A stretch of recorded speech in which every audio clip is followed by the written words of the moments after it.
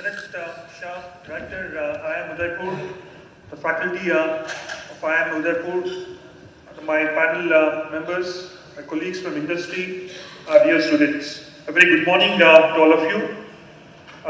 It's my pleasure to be here today, and certainly I take this as a privilege to talk to you on some of the key concern issues and areas where we have in the industry, especially from our HR point of view. As you all know, I think the dynamics are changing today, especially in the business and also the economy. And as we are going through very turbulent times, be it a dollar fluctuation, maybe due to the slowdown in the market space, or maybe due to the people-related issues or competencies, or whatever it is. There are certain times where people have to look forward to having a lot of changes in their own business to ensure that the business becomes very successful. I have been in this company for almost 14 years.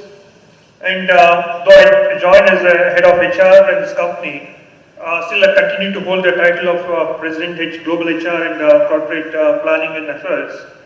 But I also have a role to play at the senior-most level in the company, at topmost level in the company, in terms of how the business performs, not only just on a year-on-year basis, but also on the quarter-on basis. So that way I am very lucky enough to see how our business has been performing and what are the issues related to, especially to the people, more than a customer for us, because customer is always a god for we always look at them. But equally important is also the people in the company, where we call them as our assets, or maybe intangible assets in the organization in our company.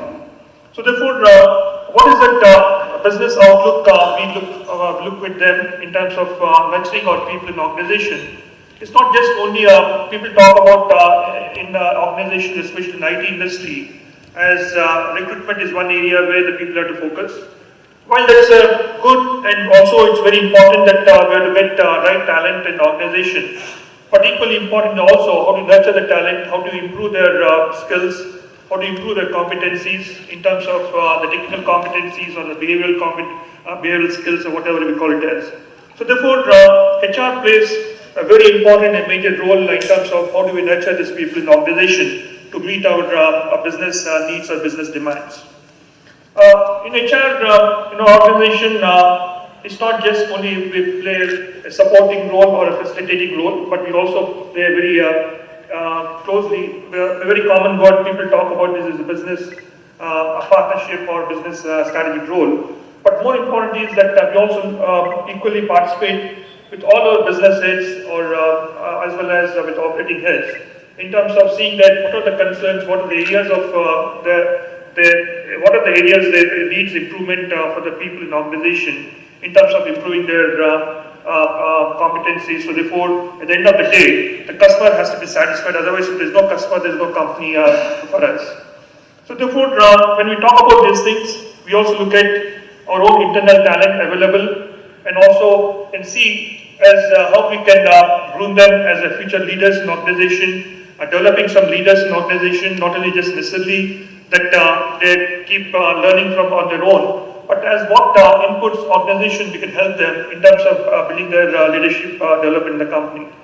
And also how do we engage in the employees in the company, how do we motivate them in the organization, because as we seen in the past and also we continue to see that when an employee is engaged, he tries to stay back in the company as many years as possible. At the same time, we also see the productivity levels going in the organization. Ultimately, the business is going to be successful for us.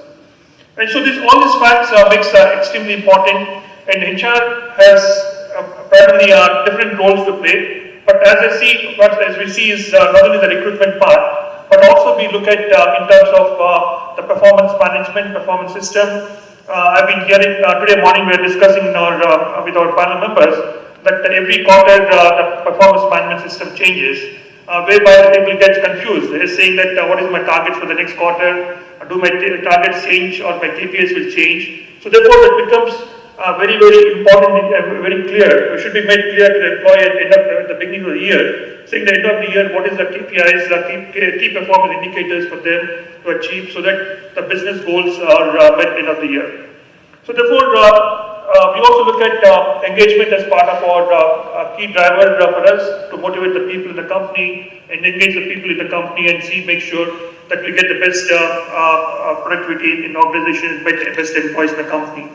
Similarly, we also have a very intense leadership development program where we develop leaders, future leaders. As a two-tier program, we do what is called as an accelerated leadership development program. Other one is we call it a high-performance program in the company. The purpose of doing these two is, one is the existing leaders has to be groomed in the organization, be it for new acquisitions. We do every year we do new acquisitions.